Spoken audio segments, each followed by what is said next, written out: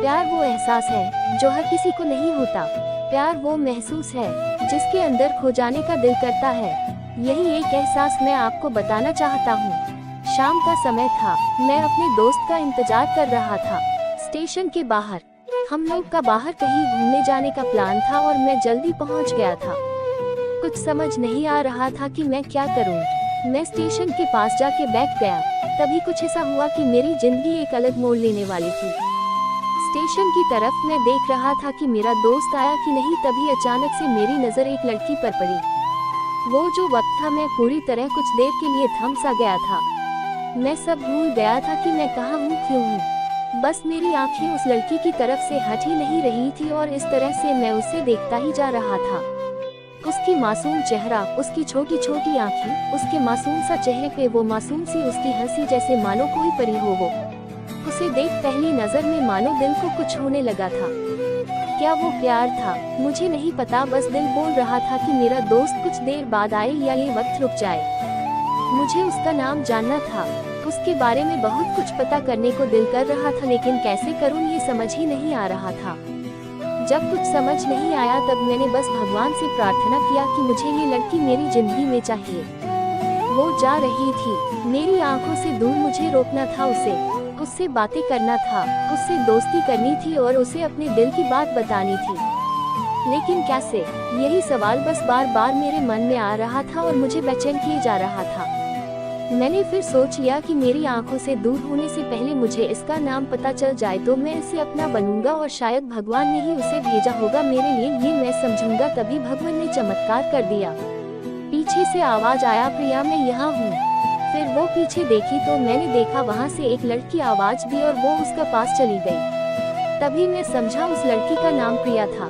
मैं खुश हो गया और उस लड़की को मन किया जाके धन्यवाद बोल दूं, क्योंकि उसी के वजह से मुझे उसका नाम पता चला।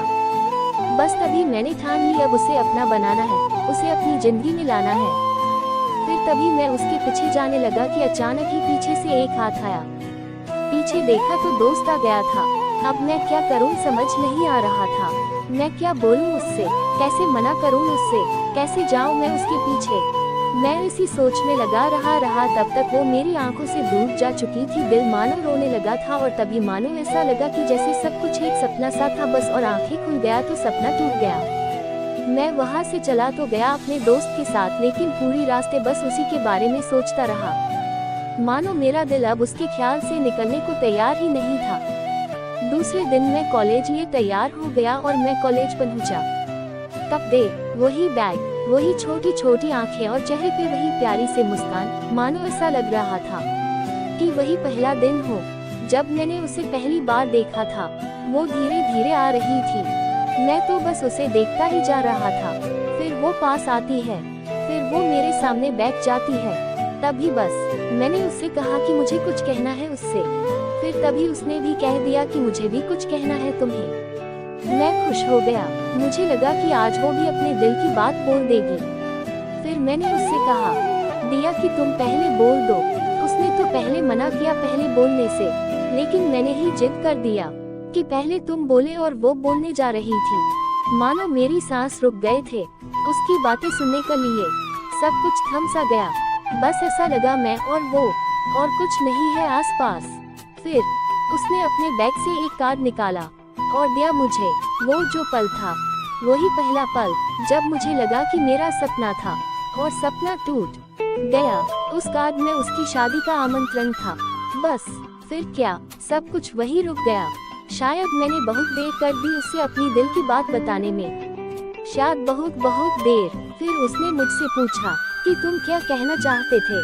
मैं क्या कहता, तब बात बदल दी और वो चली गई और मैं वही बैठे रह गया। मुझे उसे अपना बनाने का बस एक सपना ही था शायद, जो एक समय पे आकर टूट गया। वो आज का दिन और पहला दिन मानो क्यों आया था मेरी जिंदगी में, अब तक ये बात समझ नहीं आया। पहला दिन भी एक सपने की तरह आई और कुछ देर बाद टूट गई, और ये आज का पल जो फिर से एक सपना बनकर पल में टूट गया।